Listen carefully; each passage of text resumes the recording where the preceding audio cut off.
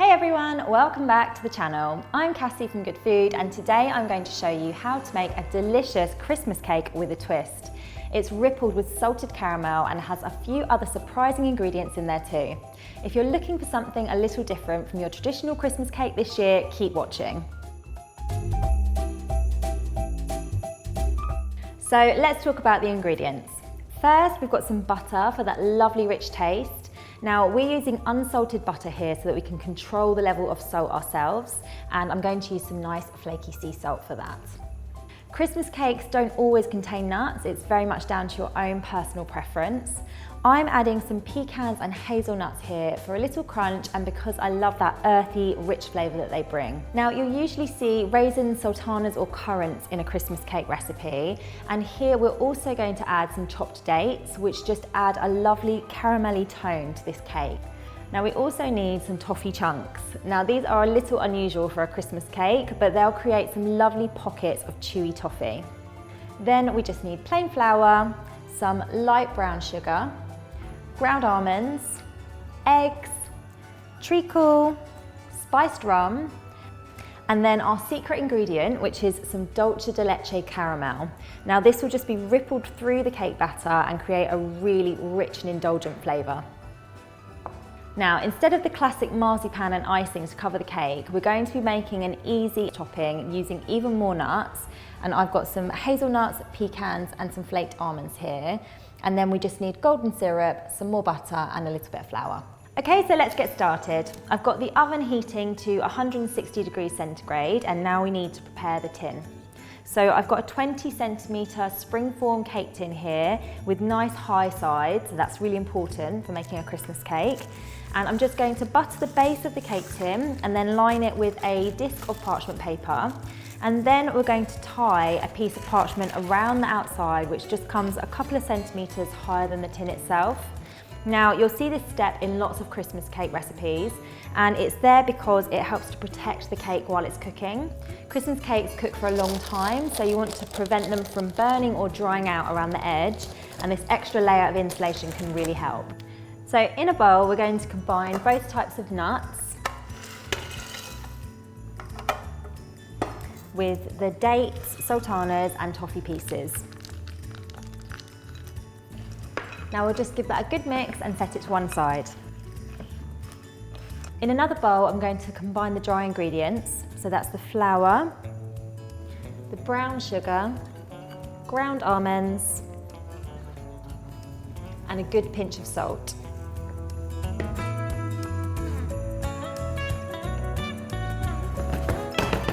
Time to add the treacle. Now, a really good tip here is to use your measuring spoon to make an indentation in your dry ingredients. That way you can just fill up the little dip that you've made with the treacle and you won't get any stuck to the measuring spoon.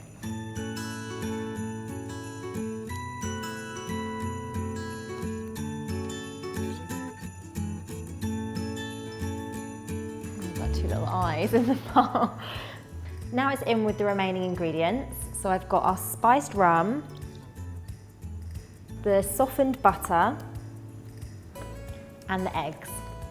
Now I'll just mix that together with an electric whisk until it's lovely and smooth and creamy.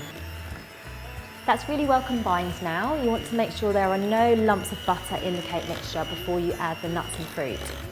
So now we're ready to tip those into the mixture.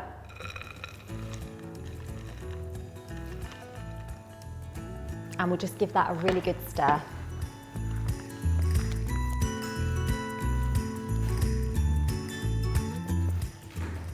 So our final ingredient is the dulce de leche, and we're just going to add this to the cake mixture and gently ripple it through the batter. You really want to make sure you don't overmix at this point because you'll lose those lovely pockets of caramel in the cake.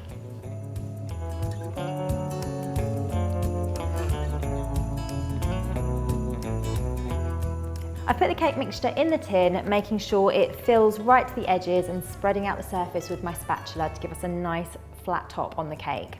Now that goes into the oven for 1 hour, then we're going to reduce the temperature to 150 degrees centigrade and cook the cake for another 1 hour and 25 minutes with a piece of baking parchment on the top just to prevent the top from burning.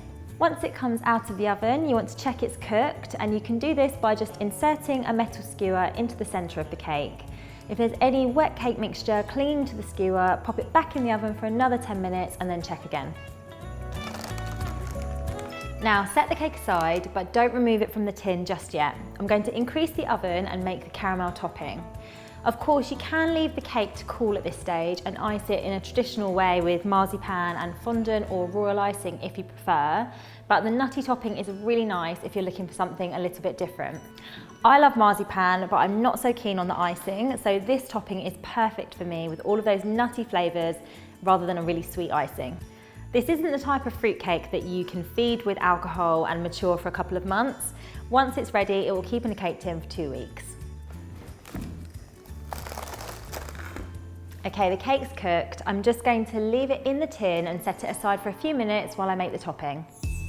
To make the topping, we're going to melt the butter and golden syrup in a pan.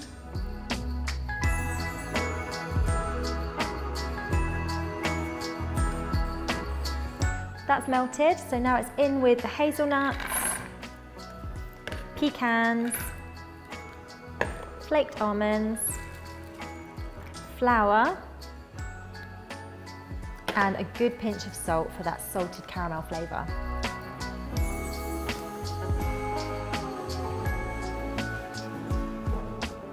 That smells amazing. I'm just going to tip that all over the top of the cake.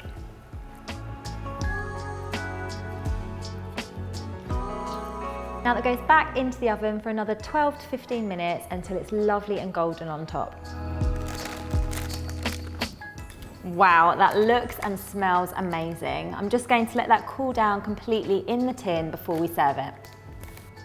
A simple ribbon is all this cake needs in terms of decoration, but if you wanted to add a little bit of extra sparkle, you could apply some tiny pieces of gold leaf to the top. If you want to make a Christmas cake with a difference this year, this is the one for you. It has all those gorgeous Christmassy flavours, but with a little modern twist. You have to give it a go.